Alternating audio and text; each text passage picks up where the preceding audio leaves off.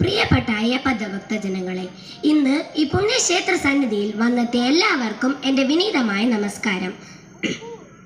ഇന്ന് ഈ ദിവ്യമായ വേദിയിൽ അയ്യപ്പ അവതാരം എന്ന അതിപവിത്രമായ വിഷയത്തെക്കുറിച്ച് അല്പസമയം സംസാരിക്കുവാൻ എനിക്ക് ലഭിച്ച ഈ അവസരം എൻ്റെ ജീവിതത്തിലെ വലിയ ഭാഗ്യമായി ഞാൻ കരുതുന്നു. ഭാരതീയ ആത്മീയ പാരമ്പര്യത്തിൽ ശബരിമല അയ്യപ്പന് ഒരു മഹത്തായ സ്ഥാനമാണുള്ളത്. ജാതി മത വർഗ വ്യത്യാസമില്ലാതെ ലക്ഷക്കണക്കിന് ഭക്തർ സ്വാമി എന്ന നാമത്തിൽ അയ്യപ്പനെ ആരാധിക്കുന്ന ഈ ദർശനം തന്നെ ലോകത്തിന് മുന്നിൽ ഭാരതം നൽകിയ ഒരു മഹത്തായ സന്ദേശമാണ്. പുരാണങ്ങളിൽ പറയുന്നത് പോലെ ലോകത്ത് അധർമ്മം വർദ്ധിക്കുമ്പോൾ ധർമ്മം രക്ഷിക്കാനായി ദൈവം അവതാരമെടുക്കുന്നു. അത്തരം ഒരു ദിവ്യ അവതാരമാണ് ശ്രീ അയ്യപ്പ അവതാരം. ദേവന്മാരെയും മനുഷ്യരെയും കഠിനമായി പീഡിപ്പിച്ച അസുരിയായ മഹിർഷിയുടെ അധർമ്മ പ്രവർത്തനങ്ങൾ ലോകത്ത് വലിയ അശാന്തി സൃഷ്ടിച്ചു. മഹിഷിയെ നിഗ്രഹിക്കുവാൻ ശിവനും വിഷ്ണുവും ചേർന്ന് ഒരു മഹത്തായ തീരുമാനമെടുത്തു. വിഷ്ണു മോഹിനി രൂപം ധരിച്ചു ശിവനുമായി ഐക്യപ്പെട്ടു. ഇവരിൽ നിന്നും ജനിച്ച ഒരു ദിവ്യ ശിശുവാണ് അയ്യപ്പൻ. അതുകൊണ്ട് തന്നെ അയ്യപ്പനെ ഹരിഹരസുതൻ എന്ന മഹാനാമത്തിൽ ഭക്തർ ആരാധിക്കുന്നു. ഇനി ഈ കഥാസന്ദർഭം എങ്ങനെ അയ്യപ്പ ചരിതവുമായി ബന്ധപ്പെടുന്നു എന്ന് കാണാം. പന്തള രാജാവായ കുലശേഖര പാണ്ഡ്യൻ തൻ്റെ കുഞ്ഞായി ഒരു അവകാശമില്ലാതെ വിഷമിച്ചിരുന്ന കാലം. അക്കാലത്ത് വനനായാട്ടിന് പോയ പാണ്ഡ്യ മന്നൻ പമ്പാ നദി തീരത്ത് തേജസ്വിയായ ഒരു കുഞ്ഞിനെ കാണുകയും ആ കുഞ്ഞിനെ സ്വന്തമാക്കുകയും ചെയ്തു. കഴുത്തിൽ മണികെട്ടിയ കാരണത്തിനാൽ മണികണ്ഠൻ എന്ന മഹാനാമത്തിൽ അവനെ വളർത്തുകയും ചെയ്തു.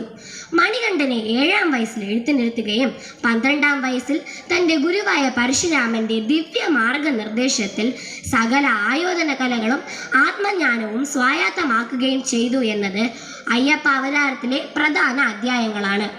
പന്തള രാജാവിന് പിൽക്കാലത്ത് കുഞ്ഞുണ്ടാവുകയും രാജ്ഞിയുടെ ഉദരവേദനയും മന്ത്രിയുടെ കപട നാടകവും അയ്യപ്പന്റെ പുലിപ്പാലന്വേഷണത്തിനായുള്ള കാനന യാത്രയുമൊക്കെ അയ്യപ്പ അവതാര ചരിത്രത്തിലെ പ്രധാന ഏടുകളാണ്. കാലക്രമത്തിൽ മഹിഷിയെ വധിച്ച് ലോകത്ത് ധർമ്മം പുനഃസ്ഥാപിച്ചു. അധർമ്മത്തിന് ഒരിക്കലും ഒരു വിജയമുണ്ടാകില്ല എന്ന് ലോകത്തിന് മുന്നിൽ അയ്യപ്പൻ തെളിയിച്ചു. അത് വെറും ഒരു യുദ്ധവിജയം മാത്രമല്ല, ധർമ്മത്തിന്റെ ശാശ്വത വിജയം തന്നെയായിരുന്നു. തൻ്റെ അവതാര ലക്ഷ്യം പൂർത്തിയായതോടെ അയ്യപ്പൻ തനിക്കായി ഒരു ക്ഷേത്രം പണിയാനായി നിർദ്ദേശിച്ചു. കിഴക്ക് നോക്കി അമ്പെയ്ത് അതിനായി ഒരു സ്ഥലം നിർദ്ദേശിക്കുകയും ചെയ്തു. അതാണ് നമ്മൾ ഇന്ന് ദർശിക്കുന്ന ശബരിമല ക്ഷേത്രം. മണ്ഡലകാലവും മകരവിളക്ക് ഉത്സവവും ചിത്ര ആട്ട വിശേഷവും കറുപ്പ് വസ്ത്രവും ശുദ്ധവ്രതവും ഇരുമുടിക്കെട്ടും 18-ാം പടിയുമൊക്കെ അയ്യപ്പന്റെ കഥയിലെ ഒഴിച്ചുകൂടാനാവാത്ത ഘടകങ്ങളാണ്. ശ്രീ അയ്യപ്പൻ ബ്രഹ്മചര്യത്തിന്റെ, സ്വയം നിയന്ത്രണത്തിന്റെ, ത്യാഗത്തിന്റെയും പരമോന്നത പ്രതീകമാണ്. ശബരിമലയിൽ എല്ലാവരും ഒരേപോലെയാണ്. ജാതിയില്ല, മതമില്ല, സമ്പത്തോ പദവിയോ ഇല്ല. എല്ലാവരും സ്വാമി മാത്രമാണ്. ഇതാണ് ശബരിമലയുടെ മഹത്വം. ശബരിമല തീർത്ഥാടനം വെറും ഒരു സാധാരണ യാത്രയല്ല. അത് ശരീരത്തിൻ്റെ, മനസ്സിൻ്റെ, ആത്മാവിൻ്റെയും പരിശുദ്ധീകരണ യാത്രയാണ്. 41 ദിവസത്തെ നീണ്ട വ്രതത്തിലൂടെ സത്യം, അഹിംസ, ലളിത ജീവിതം, ശുദ്ധചിന്ത, സ്വയം നിയന്ത്രണം എന്നിവ ജീവിതത്തിലേക്ക് പകരുന്നു. സ്വാമിയെ ശരണമയ്യപ്പ, ഹരിഹരസുധാ ശരണമയ്യപ്പ, ശബരിഗിരീശ ശരണമയ്യപ്പ, പരമദയാലു ശരണമയ്യപ്പ. ഈ ദിവ്യഗാനം ഭക്തരുടെ ഹൃദയങ്ങളിൽ ഭക്തിയും ശാന്തതയും അപരിമിതമായ ആത്മശക്തിയും നിറയ്ക്കട്ടെ.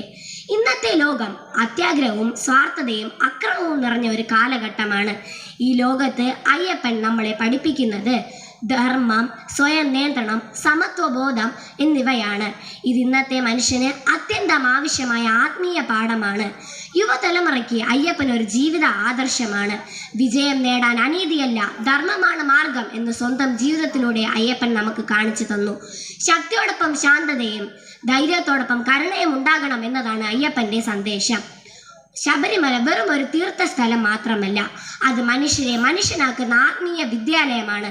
ഇവിടെ നിന്നും ഓരോ ഭക്തരും പഠിച്ചിറങ്ങേണ്ടത് നല്ല ചിന്തകൾ, നല്ല പ്രവൃത്തികൾ, നല്ല ജീവിത മൂല്യങ്ങളുമാണ്. ഇതാണ് അയ്യപ്പൻ ലോകത്തിന് നൽകുന്ന അമൂല്യമായ സംഭാവന.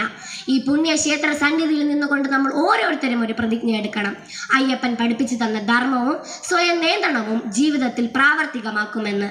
എൻ്റെ വാക്കുകളെ ഉപസംഹരിക്കുന്നതിന് മുൻപ് പൊന്നമ്പലമേട്ടിൽ ചിറ്റമ്പലത്തിൽ പൊന്നൻ സിംഹാസനത്തിൽ ഇരുന്നരളി വെള്ളി സിംഹാസനത്തിൽ തൃക്കാലം മൂന്നി ഇരുപുറവും പൊന്നാലവട്ടവും വീശിപ്പിടിച്ച് ഋഷികൾ മുനികൾ പൂജയമേറ്റി ഇരുന്നരളും വില്ലൻ വില്ലാളി വീരൻ വീരൻ വീരമണികണ്ഠൻ ഭൂലോകനാഥൻ ഭൂമിപ്രപഞ്ചൻ ഭൂമിക്കുടയനാഥൻ ശത്രു സംഹാരമൂർത്തി സേവിപ്പവർക്ക് ആനന്ദമൂർത്തി അഖിലാണ്ടകോടി ബ്രഹ്മാണ്ഡ നായകൻ കാശി രാമേശ്വരം പാണ്ഡ്യ മലയാളം അടക്കി വാഴും ശ്രീ ശബരിമല ധർമ്മശാസ്താവ് ഓം ഹരിഹരസുതൻ ആനന്ദ ചിത്തനയ്യനയ്യപ്പ സ്വാമിയെ ശരണമയ്യപ്പ.